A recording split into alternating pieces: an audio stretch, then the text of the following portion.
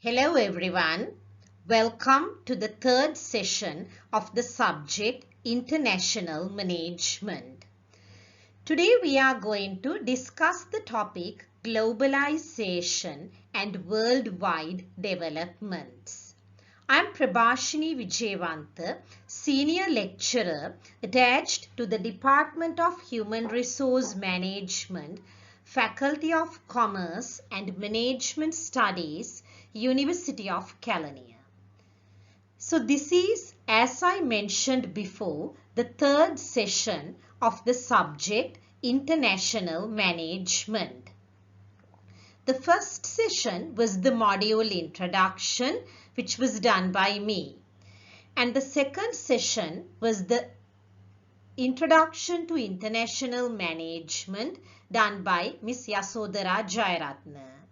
And this is the third session. So as indicated in the course outline, in this session and the next, we will discuss the topic Globalization and Worldwide Developments. So I will upload the video lecture for this topic, Globalization and Worldwide Developments, in two parts. For the first week, I will upload the part 1, that is this one, and for the following week, I will upload the part 2. However, the handout has been uploaded as one single PDF document. And as I have indicated in your LMS, remember that the handout does not contain everything included in the video lecture, such as examples. So you are kindly requested to download the handout, print it, and also download the video lecture and listen to it and make notes where necessary. So let's go ahead. So this is the session outline. That is, this is what will be covered during this lecture and the next lecture. So we will begin by discussing what is international management. In addition to what Ms. Yasodhara Jayaratne discussed with you about Introduction to International Management, I also wish to discuss a few things about international management. So that is why I am planning to begin the discussion with the definition of international management. So let's see first what is international management. The second thing is what is an MNC or what is a multinational corporation. So one of the key terms that is often discussed when we are discussing international management is about multinational corporations. So therefore, it's important to know what is a multinational corporation, the definition, and then the evolution of multinational corporations. How the companies called multinationals came into the world and how they have grown up to what they are now and how they have expanded around the world. And then we'll move on to the concept of globalization. So we'll discuss in detail about what is globalization, and then move on to discuss about effects and characteristics of globalization. So those are the components that will be discussed in the first video lecture. And the second video lecture will cover these four topics: components or facets of globalization, then drivers of globalization. Thereafter, we will discuss or we will join the current debate, that is globalization, a threat or an opportunity. As we are facing this global pandemic, COVID-19, you may have seen on the internet there are a lot of debates about whether globalization is good or bad. Whether globalization is a threat to the world or does it create enormous opportunities to the people around the world. And so then we will continue the globalization debate. I have included two pictures of two ideas that were discussed recently on the internet. So one says the coronavirus is killing globalization as we know it. And there is another article which says coronavirus won't end globalization but change it hugely for the better.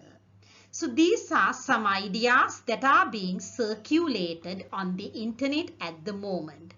So during this free time that you are enjoying while being at home, you are kindly requested to search the internet and find out these kinds of articles and read them so that you can gain a lot of ideas which you can use in answering the questions at the exam. So let's begin by discussing what is international management. The definition. So international management is about how firms become and remain international in scope. It's about the experiences of firms of all sizes from many countries as they come to grips with an increasingly competitive global environment. So international management, the subject or the concept is about how firms or business organizations become international or how they convert to an international organization, how they start operating internationally. So when you discuss the entry strategies followed by organizations to go international, you would understand this. And also going international is not enough. You have to remain international. So remaining international is not easy. You all already know that starting a business could be easy, but maintaining or the sustainability of the business is the challenge with even when it is operating in a domestic environment. So then you would know how much difficult and challenging it would be to remain international in scope. So then how a firm become international or how organizations start to operate internationally and how they remain internationally in their business scope and the challenges that they face in doing that and how they could overcome them is all discussed in international management. International management is also about the experiences of firms of all sizes from many countries as they come to grips with an increasingly competitive global environment. So then, as we discussed before, international management is about firms or organizations become and remain international. So then isn't it about the experiences of large organizations which have gone international? No, not only that. It's about the experiences of firms of all sizes. So that is the most important thing in international management. We believe or we assume or we think that international management is only about multinational corporations. That's a total or a complete misconception. It is about the experiences of firms or business organizations of all sizes.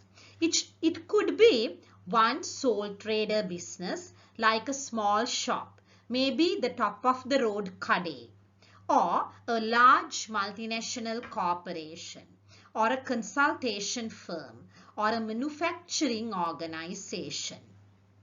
So here we do not consider or bother about the size of the firm. All the firms now operate in an international scope, and they operate from many countries.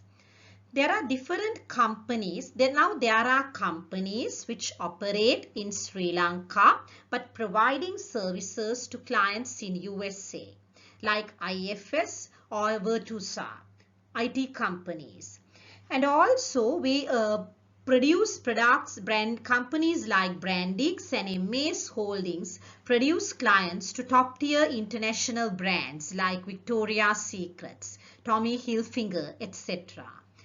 So they operate from many countries around the world, and they come to grips or they come to operate with an increasingly competitive global environment. So we all know that the global environment, and especially the business environment, is increasingly becoming more and more complex and competitive. You may have seen the global competition between large countries like China, USA, and India. So all the companies around the world cannot say that we are not joining that competition created by global giants. We all become a part of this competition. So all these things will be discussed or are discussed in the subject international management. So I think it is one of the very interesting subjects to study these days, because world is at a huge turmoil with lot of complexities and competitions as well as collaborations around the world. Furthermore, international management is about the practice of management when a home market perspective is no longer enough to achieve sustained success. As I have mentioned in the module introduction, you all have already studied management. You all studied principles of management in your first year semester 1. So the same things are discussed here in this subject, because the subject international management is also about the practice of management. So when we discuss about the practice of management, we basically discuss about the functions of management like planning, organizing, staffing, leading and controlling. So then what is the point of having this subject? Because you all have already studied principles of management in the first year and you all are very thorough about management. Remember, there is a huge difference. In international management, we discuss about the practice of management when a home market perspective is no longer enough to achieve sustained success. So the subject principles of management in the first year lays the foundation, and this subject is built upon that to suit the current business environment. Normally, business organizations operate in a particular country. So either they produce a product or a service. We call it in marketing as the market offering. So then this market offering is mainly offered to the home market. What do you mean by a home market? home market refers to the local market. That is the local market. For an example, in a company, let's say a company in Sri Lanka will be producing products for the Sri Lankan market. So then the home market of that company is the Sri Lankan market. But it is no longer sufficient. A home market perspective or viewpoint is no longer enough or sufficient. Companies cannot operate purely and only with the home market perspective or viewpoint. They have to always keep an eye or weave at the international market or the global business environment. So then only they will be able to achieve sustained success. So all the business organizations are working towards achieving a particular objective, irrespective of whether they are for-profit organizations or not-for-profit organizations, or private sector or public sector organizations. They focus on achieving a particular objective. So that achievement of that particular objective is referred to as the business success. So then the business success depends on focusing at the international market. And also the firms will only be able to remain or survive in the long term in the market if they have an international focus. So the business sustainability at the moment is largely dependent upon how an organization caters to the international market. As we discuss about the sustainability of the business organizations, it's important to pay our attention to the international market, and in doing so, the knowledge about international business management is very important.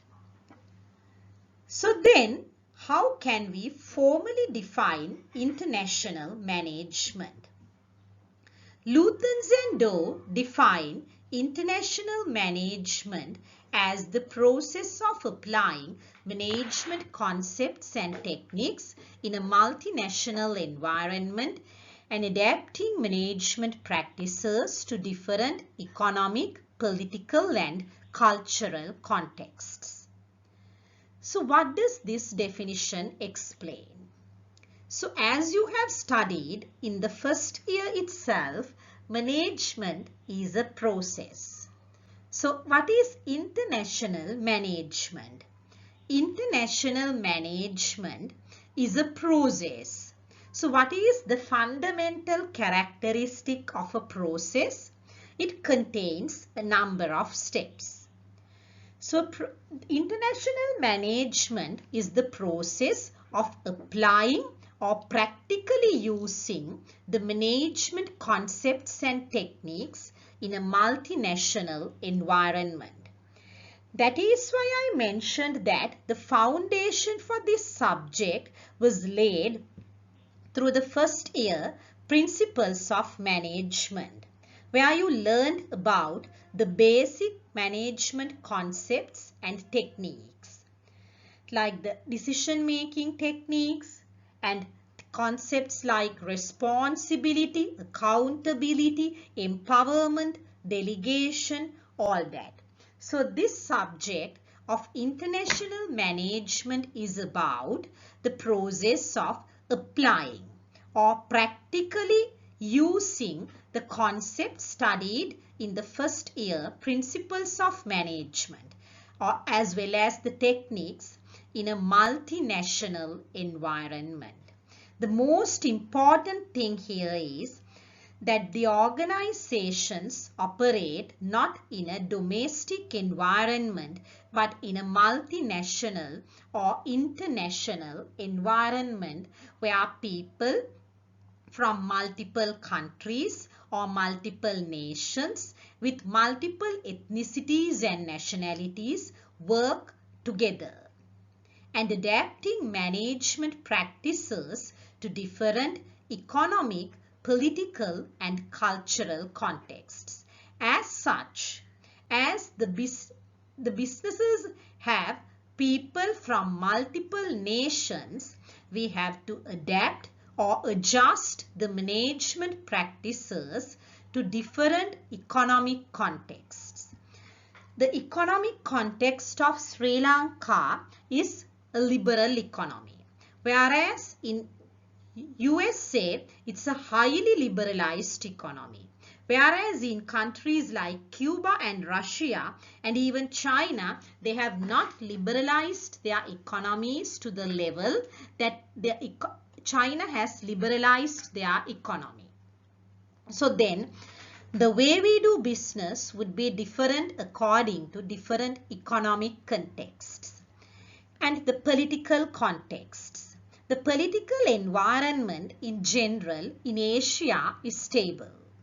But sometimes or in most occasions, the political situation in Africa and Middle East is not stable. So then we have to work accordingly. You will learn more about this political and economic contexts when we discuss the next topic, that is international business environment, where we discuss in detail about the economic and political environments. And then we also have to focus about the most important variable in international business. What is the most important variable in international business? It is culture. Culture is the most important or the most widely discussed variable in international business or international management. So after I finish this topic, that is globalization and worldwide developments, in 2 sessions, I will be also taking the topic international business environment. That also I will take for 2 sessions. And thereafter you will start learning about culture with Dr. Shankar. So then we will continue our discussion about international management. International management is distinct from other forms of management in that knowledge and insights about global issues and specific cultures are an essential for success. So practicing international management in organizations is not that easy. Does it mean it's difficult? No, it's not difficult, but it's challenging. So international management is distinct or different from other forms of management. That is financial management, human resource management, maybe materials management, etc. Why is it distinct or different? Because in that knowledge and insights about global issues and specific cultures are an essential for success. You can't be successful like an ordinary international business. You need the knowledge. You need a sufficient or thorough knowledge.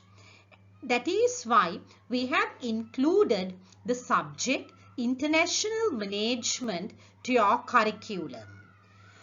So you may have wondered why studying international management and international business is important for a human resource management degree. Because as you go to the world of work or as you start working in organizations, you may need to have the sufficient knowledge about international management. As irrespective of the function that you are responsible, in a business organization, you may need the knowledge about international management. So this subject gives you that knowledge. And in addition, you have to also collect insights about global issues and specific cultures. You need to collect insights about global issues. What are the global issues happening currently? We all know the most obvious global issue is the COVID-19 global pandemic, which has affected political, economic, socio-cultural environment of the world. And also, there are global issues like the dispute between USA and Iran, which was about to start. And also the current debate or the current arguments going on between China and USA. So then also the decision of China to avoid the US dollar in their transactions and to trade in local currencies. So those are global issues. And you need to have sufficient insights or knowledge or understanding about those global issues. So that is why I always suggest you to make use of this break very usefully and very valuably. You can use this time to search the internet and read about these issues. And also it's essential for your success to know about specific cultures. Cultures would be different from country to country, province to province, area to area. So the culture in USA is completely different from the culture in Sri Lanka. You would understand that very well. In Sri Lanka, people along with the professionals and certain political parties were pressurizing the government to lock down the country during this COVID-19 outbreak. Whereas in USA, in New York, while there are around more than 65,000 deaths, people are protesting, requesting the government to reduce the lockdown and allow them free movement around the country. So those are cultural differences. So you need to know about those specific cultural differences.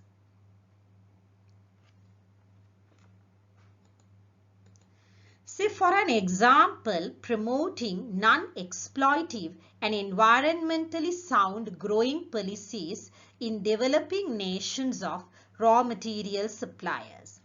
Nowadays, most of the organizations, the best example that I can refer here is Starbucks, the world famous American coffee seller. So they are promoting non-exploitive and environmentally sound growing policies in developing nations for raw material suppliers. So most of those businesses, including Starbucks, get their raw material supplies from developing nations at lower prices. One thing, because they can get them from lower prices, and the second thing is that developing nations still operate an agricultural economy, whereas the developed nations have already transformed their economies to service economies or industry-based economies. So therefore, their raw material supplies are mainly located in developing nations. So these companies are promoting non-exploitive and environmentally friendly growing policies for growing raw materials. Especially Starbucks is doing that with regard to coffee. Then we'll move on to another explanation about international management. International management professionals are familiar with the language, culture, economic and political environment and business practices of countries in which multinational firms actively trade and invest. So as managers working in internationally operating organizations. So there are no separate professionals called international management professionals in organizations. Like we have marketing professionals, like we have finance professionals, or like we have human resource management professionals in organizations, we rarely do have international management professionals in organizations.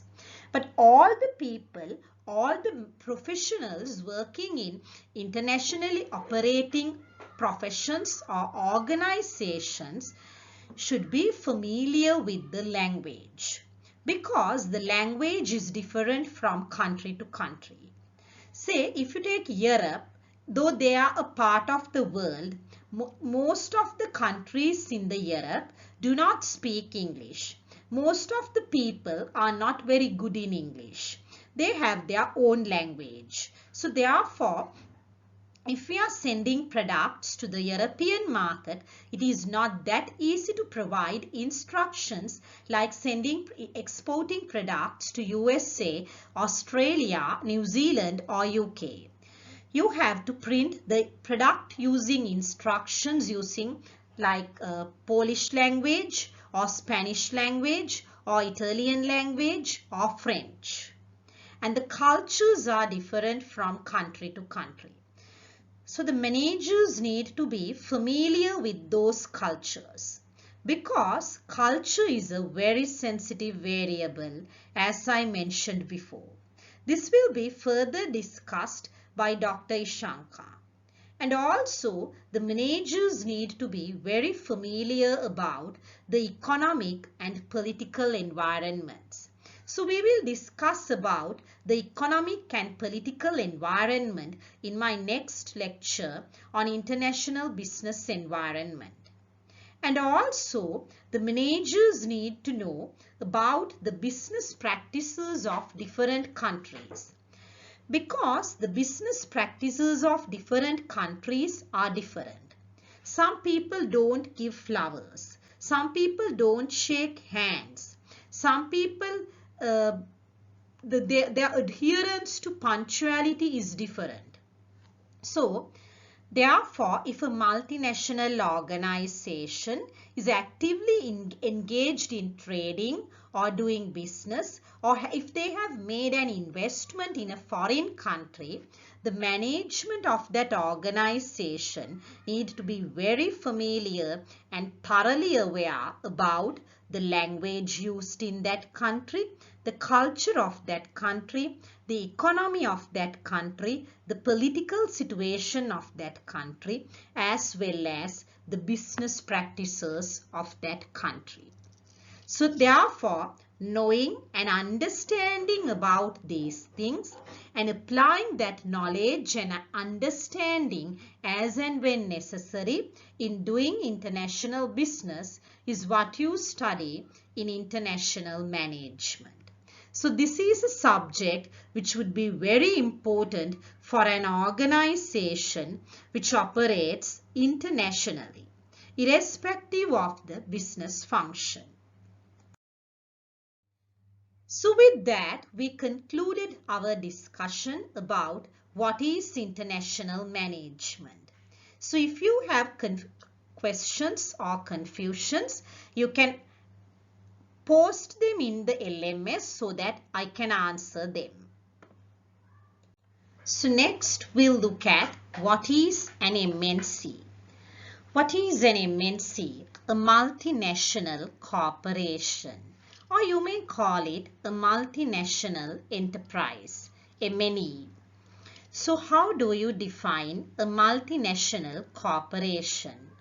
A firm having operations in more than one country, international sales, and a nationality mix among managers and owners.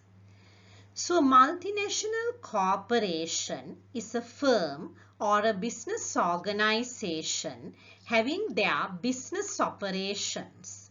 It could be production or manufacturing or sales in more than one country.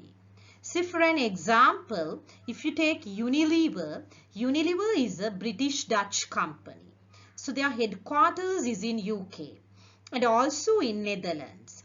But they have operations around the world, including Sri Lanka. So they have their operations in more than one country. And they do international sales. They do sales around the world and have a nationality mix among managers and owners. And they have a nationality mix of employees, basically the managers and owners. Some of their managers are from India, some of their managers are from USA, some are from UK, some are from Philippines, some are from Australia, like that. So there is a nationality mix. That's a multicultural environment. For an example, the head of HR of Unilever's, Leena Nair, is an Indian, whereas the CEO is a British. So like that, the nationality mix is different. The examples of companies for multinationals are Coca-Cola, Xerox, McDonald's, General Motors or GM, Exxon, Ford, Fuji, Matsushita, Procter & Gamble or what we call as P&G, Sony and Unilever. So those kind of large multinational corporations with complex operations that span around the globe. So multinational corporations normally consists of a parent company located in the home country and few or more foreign subsidiaries. So a multinational corporation normally consists of a parent company. That is, we call the mother company. So the parent company or the mother company is the headquarters. It is located in the country where the company started doing business. It could be USA, UK, Australia, New Zealand, Germany, whatever. So it consists of a parent company located in the home country. So we call it the parent company or the home company or the headquarters. And it is located in the home country, or you call it the parent country. And then they have operations around the world. So these operations around the world are identified as subsidiaries. So these are called foreign subsidiaries. And there could be few subsidiaries or quite a lot of subsidiaries. So the countries in which these subsidiaries are located as are identified as the host countries. Some multinational corporations have many foreign subsidiaries scattered around the world. Some multinational corporations like let's say Unilever or Nestle or say Shell, those have many foreign subsidiaries scattered or spread around the world in different countries. It is the globally coordinated allocation of resources by a single centralized management that differentiates the multinational enterprise from other firms engaged in international business. So there are different types of multinational corporations, or there are different types of firms or organizations engaged in international business operations. But out of them, multinational corporations or multinational enterprises are unique from other firms. How are they differentiated? They are different or they are differentiated because it is the globally coordinated allocation of resources by a single centralized management. Most of the multinational corporations operate through a single centralized management from the headquarters. So it is a centralized management or guiding system. And they decide how the resources should be allocated among the subsidiaries around the world. And they coordinate it globally around the world. So one of the exercises that you could do would be to find out or collect or develop a list of multinational corporations by searching the internet. And secondly, what you can do is you can collect the list of multinational corporations and then find out where they are located. That is the home country, or where is the parent company located, and find out where do they have the subsidiaries. So that could be a very interesting and very explorative exercise. So there are different types of multinational corporations. There are different types of multinational enterprises. So the scholars differentiate or separate them, identifying them as raw material seekers, market seekers, or cost minimizers. Who are raw material seekers? Those were the earliest multinationals. In the early days, in the history, multinational companies started their businesses as raw material seekers. These were companies located in one part of the world which started their operations by collecting raw materials from around the world. So they went international not to do business or not to sell their products. Mainly they went international to seek or find raw materials for their business process or production. So those were the earliest multinationals. Their main aim or objective was to exploit raw materials found overseas. They wanted to exploit and use raw materials from other countries at a cheaper price. Like for an example, as I mentioned before, Starbucks growing their coffee in developing nations. And the modern day counterparts or modern day examples of raw material seekers are multinational oil and mining companies. So these multinational oil companies and mining companies collect their raw materials from other countries like Africa and Asia. For an example, the British Petroleum, Exxon Mobil, International Nickel, etc. Then the market seekers. That is the second category of multinationals. So they seek or they search for markets. They are the companies which have gone international mainly in search of markets or selling their products and services.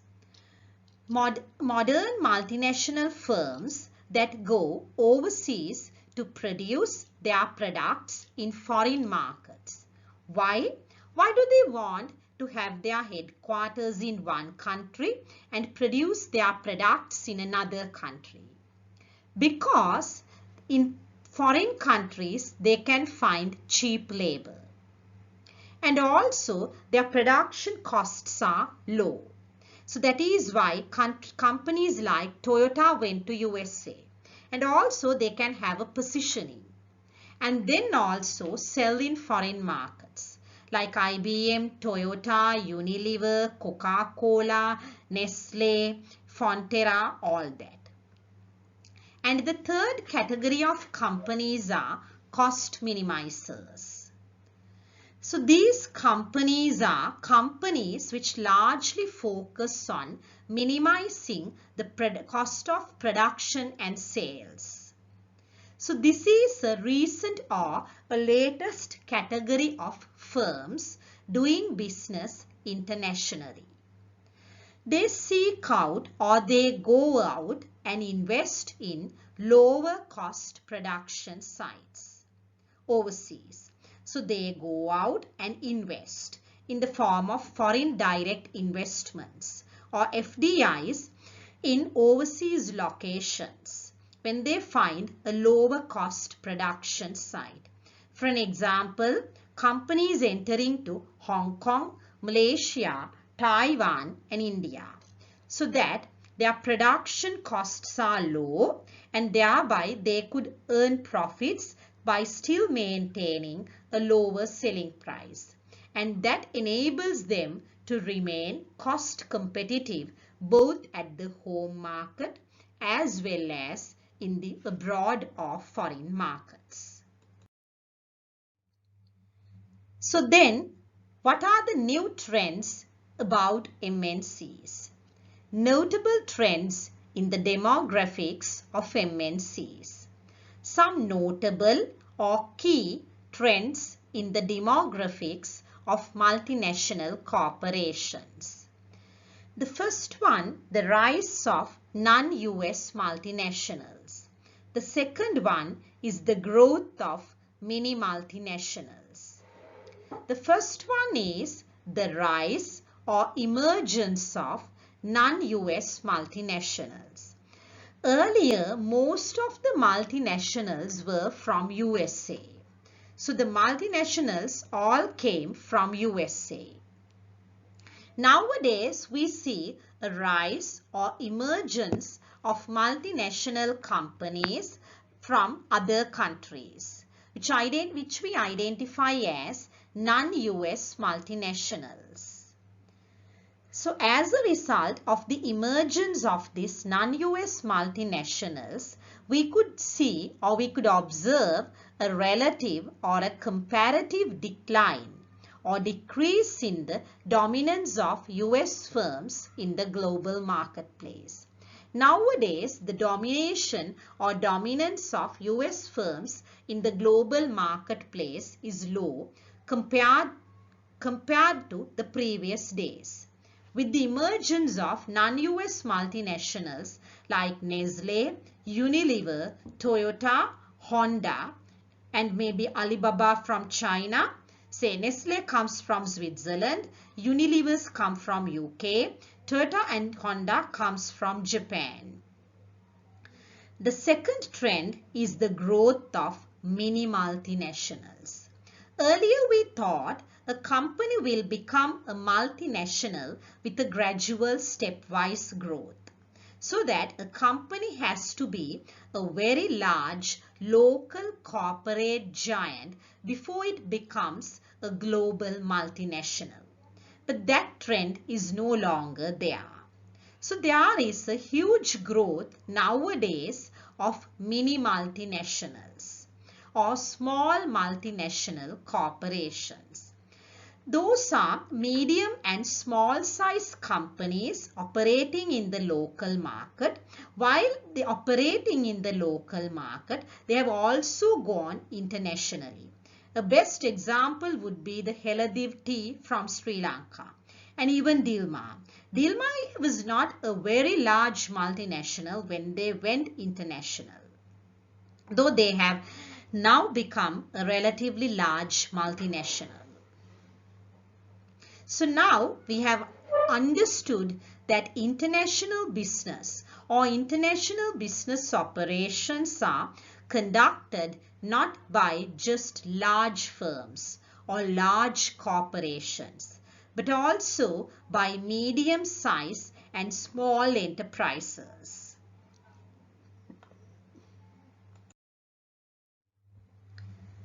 So then here is a small activity.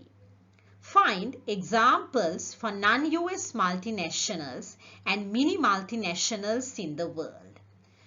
So this is again another very good explorative exercise. So you should be able to find the names of companies which are non-US multinationals. And then you need to find out the home country of them and in which countries do they do business.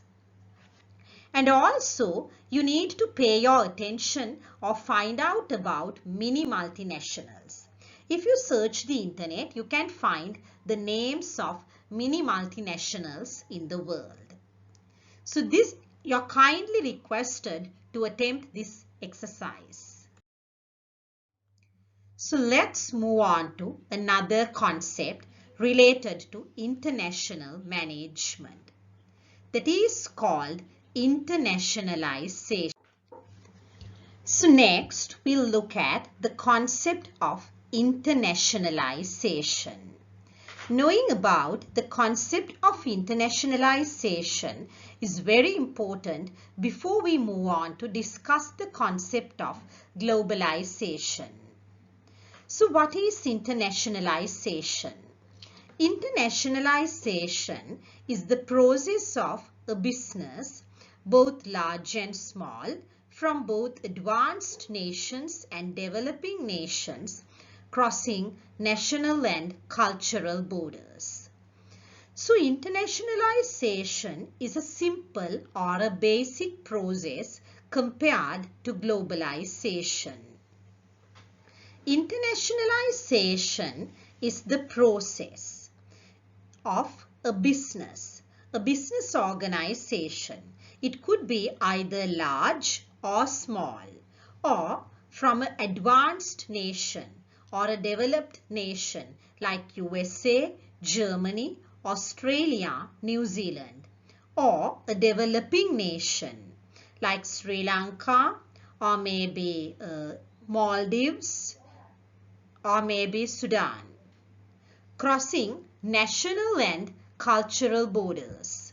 So the company, one single organization, is crossing the border and doing business in an international location. And in doing so, they focus on the foreign country's culture. So that is what we call crossing national and cultural borders. So this is a very narrow concept compared to globalization. Internationalization is specific to one single business operation, whereas globalization is an overall societal concept. So one of the possible questions at the exam could be to explain what is international management. What is the importance of studying international management for a student specializing or completing a degree in human resource management? Then the second question would be, another question would be, what is a multinational corporation? What are the different types of multinational corporations? And then it could be give examples for non-US multinationals or give examples for mini multinationals. And then another question would be, what is internationalization? And then differentiate between internationalization and globalization. So to differentiate between internationalization and globalization, you need to know what is globalization. You already know what is internationalization. Next, you need to know what is globalization. So what is globalization? The most famous author who has discussed about globalization is Thomas L. Friedman. In his book, The World is Flat. There are quite a lot of material like YouTube videos published by him about globalization.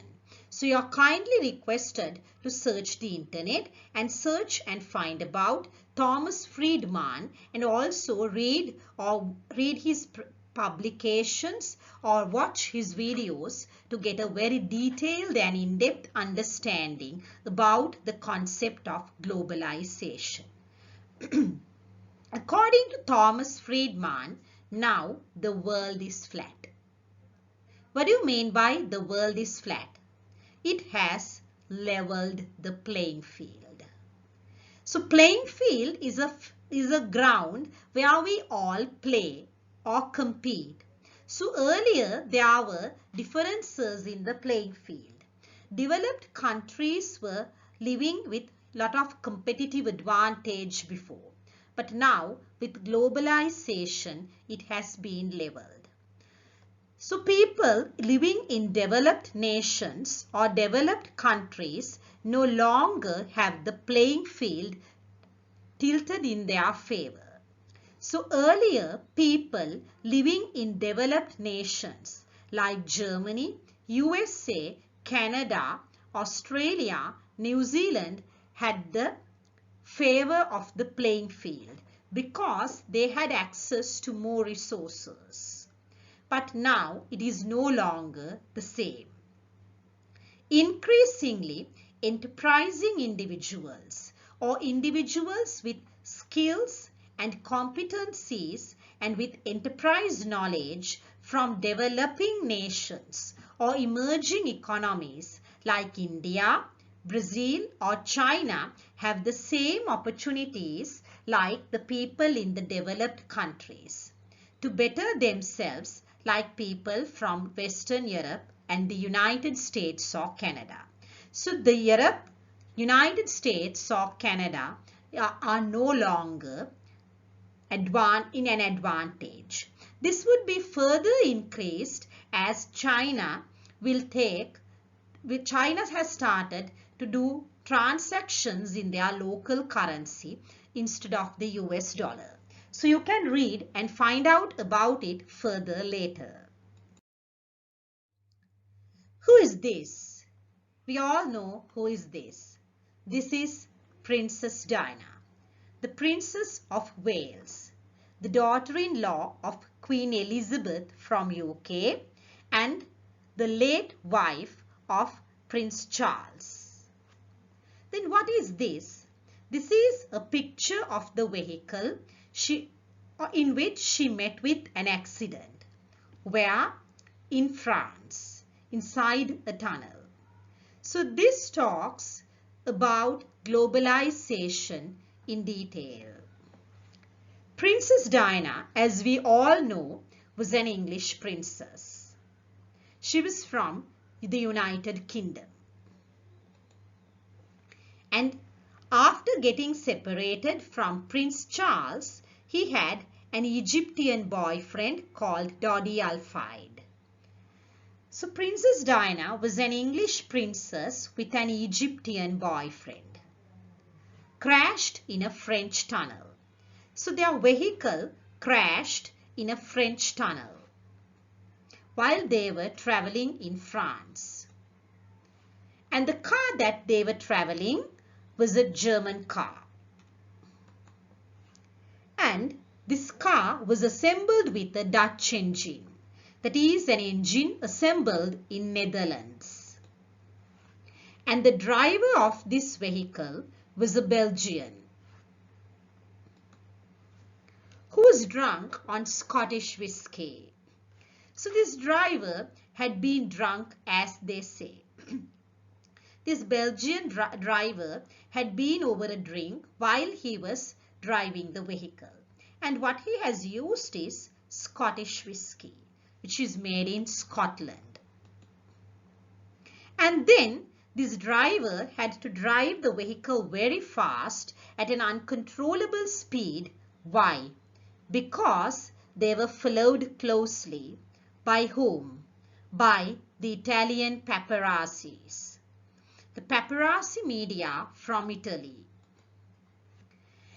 And this paparazzi was driving Japanese motorcycles. And after the car crashed in the French tunnel, Princess Diana was treated by an American doctor using medication produced in Brazil. And this is simply globalization. Princess Diana was an English princess with an Egyptian boyfriend, crashed in a French tunnel, driving a German car with a Dutch engine driven by a Belgian who was drunk on Scottish whiskey, followed closely by Italian paparazzi on Japanese motorcycles, and she was later treated by an American doctor using Brazilian medicines. And this is another example of globalization. And this is an example that we are experiencing. Globalization at its best. Coronavirus, which started in China in late December 2019, and then it spreaded to the Europe, where France had cases, and then Italy had cases, and then thousands of cases in the European continent, where Italy, Spain, and France were largely affected. And at the same time, it affected countries like Thailand, Pakistan, and India in Asia. And then they had deaths in Philippines as well. And then they had cases in Africa. And finally, the virus became a global pandemic. And this picture shows the countries in which the virus is spreaded at this present moment when I am recording this lecture and when you are listening to the lecture. So it is almost spreaded around the world. So this is globalization at its best. So what is this globalization? Globalization refers to the process of social, political, economic, cultural, and technological integration among countries around the world. So as you see or as you look at this definition and then you refer back to the definition of internationalization, you would understand the difference between the two concepts, and then you would be able to differentiate between globalization and internationalization. So globalization is the process. It is also a process, but it affects the social, political, economic, cultural, and technological setting of countries around the world. So people are integrated. Countries around the world are largely integrated. Socially, politically, economically, culturally, and technologically. So nowadays, we have this modern culture, which is influenced largely by the USA. And it is now largely affecting the Asian countries, where people try to become modernized. And then, politically, the rivalry between China and USA or China and Iran will affect small countries like even Sri Lanka. And how the global pandemic COVID-19 affected the economic situation around the world, where the whole economy ran into a global economic recession. And the cultural differences. Now cultural differences are integrated. And technology. See how technology has become advanced, and now the lecture that I am recording in Sri Lanka can be listened by a person in UK. Or now if you look at the Zoom meetings, now we have meetings via Zoom with people from Sri Lanka, Australia, England, USA, Europe, everywhere. So that is simply globalization. So you would understand that it is a very complex process compared to one single organization going international. So as globalization refers to global competition characterized by networks of international linkages that bind countries, institutions, and people in an interdependent global economy. When we talk about globalization, the two key words are integration and interdependency. So now we live in an interdependent global economy. You would have heard and seen about this very well during these days. The economies of countries are globally interdependent. Sri Lanka is importing dal from India. We with companies like Victoria's Secrets are selling products produced in Sri Lanka. Sri Lanka is importing raw materials to produce medicine in Sri Lanka, mainly from India and China. So in case if they decide to stop exporting their raw materials to other countries as they want to produce more and more medicines in their countries, Sri Lanka will not be able to produce their local medicines. Why? Because they will run short of raw materials. So that is an interdependent global economy. So in globalization, the top of the road Kade as well as the multinationals all face a huge global competition.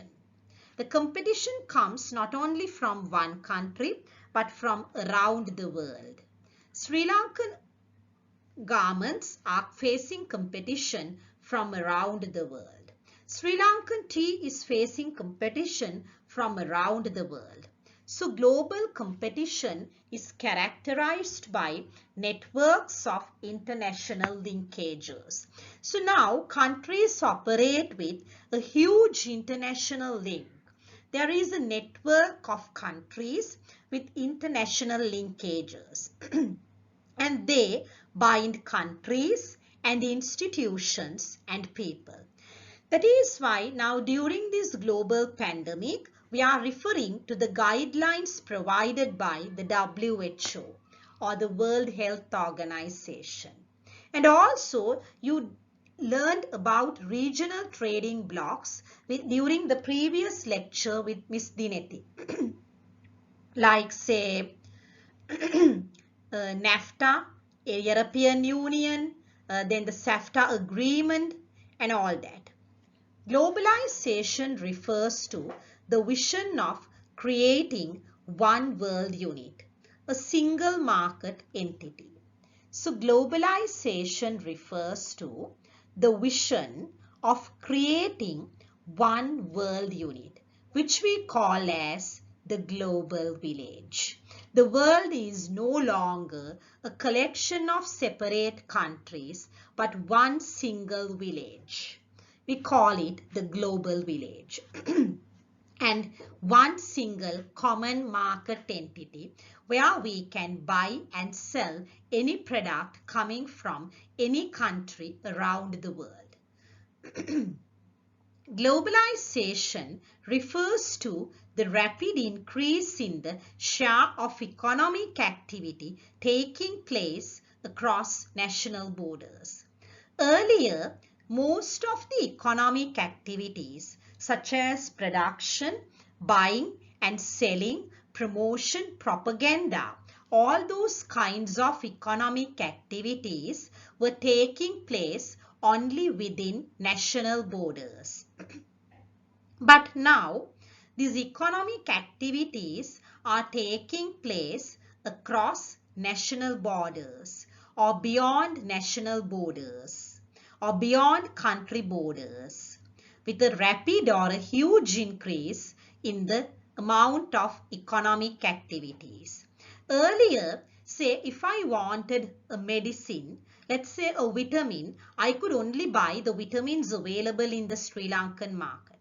But now if I know that the chemist's warehouse in Australia has a very good variety of vitamins with high quality, I can order them online and get them delivered to my doorstep. So that is globalization.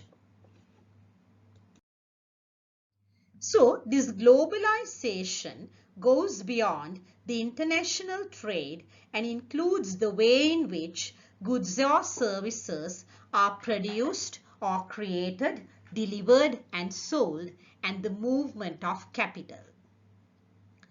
So globalization goes beyond the international trade. International trade and internationalization of business is a small scale thing. International trade involves basically the export-import trade. So it is at the very basic level. And then we have the internationalization of business organizations, where the business organizations seek raw materials from other countries, and then they seek cheap labor from other countries, and then they start to outsource a part of their production process to other countries. So that is internationalization. So globalization goes beyond the international trade and internationalization of business. And globalization includes or influences the way in which goods or products or services are produced or created, manufactured. So you would now see one product, if you take one product, right, like the Boeing 777 aircraft, each and every small part of it is produced in different parts of the world and then delivered, maybe to the doorstep even, and sold. And also we would see the movement of capital. The movement of capital is a key feature of globalization. So with this movement of capital, we see a lot of countries investing in other countries, as mainly in the form of FDIs or foreign direct investments, like China investing in Sri Lanka, in most of the infrastructure development. So this picture shows some benefits of globalization, like foreign direct investments, economies of scale, and technological innovations. So you know very well about foreign direct investments. This Chinese port city project is a complete foreign direct investment. And if you take economies of scale, now you would see producing certain products in Sri Lanka would be very expensive. But if you import from another country, we may be able to get them down at a very low price. That is because they would be doing bulk production or large scale manufacturing. And in that case, we would be able to achieve economies of scale. And also technological innovation through platforms like Microsoft Teams, Google Meet or Zoom, etc. But also there are risks like interdependence, threat to sovereignty, and inequitable distribution of resources. So we will discuss about these benefits and risks in detail later. Then we'll move on to characteristics of globalization. What are the key characteristics of globalization? The most common characteristic is connectivity. Earlier days, if we had a relative in another country, let's say UK, we used to write a letter, an airmail letter. And for like 1 year, we would send one letter to them and they would send one letter to us. That's all. Because normal airmail or snail mail was very slow. But nowadays, while I am doing this, immediately after doing this lecture, I can post this or share this with another academic from a USA university. That is connectivity. This connectivity has become able due to the World Wide Web or the internet, and also through communication platforms like Facebook, Messenger, Imo, Viber, WhatsApp, etc. And also We can now have meetings, as I mentioned before, through things like Google Meet, Zoom, Microsoft Teams, etc. And also we would see a lot of free trade. Nowadays, there is a lot of free trade. What do you mean by free trade?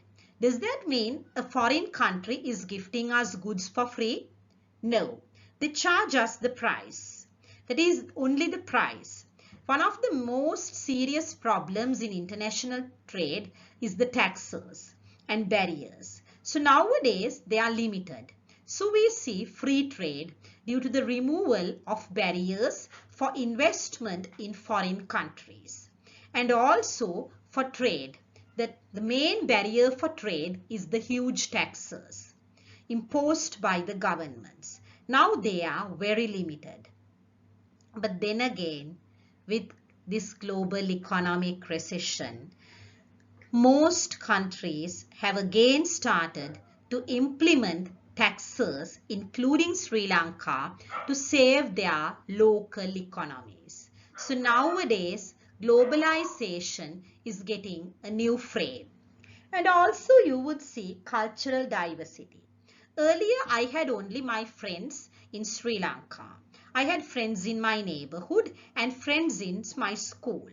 But nowadays, I have friends from universities in USA, UK, Indonesia, Malaysia. So I work together with them in a very culturally different background. So the way they look at things, the way they see things is largely different. And increased mobility. Nowadays, people travel a lot around the world. So that is why these days the airline industry has largely collapsed because mobility around the world has come into a standstill and most of the airlines around the world are grounded. But we see increased mobility through globalization. Earlier, the academics from Sri Lankan universities were only lecturing in Sri Lankan universities.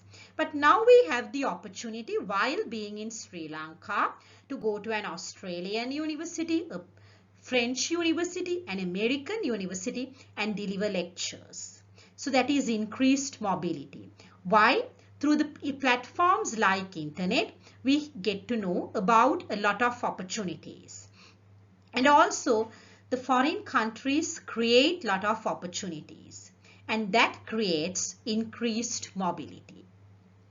And information technology changes that I don't think I have to explain because you know more than me. And we had also discussed about things like Zoom, Team, Google Meet, etc. So with that, I conclude the first part of the lecture on globalization and worldwide developments. So as I mentioned before, this is a lecture which will extend for 2 weeks. So this is part 1 and I will upload the next video lecture for the next week. So if you have any questions due for this session, you can post them in the cal. Thank you very much for your time and listening.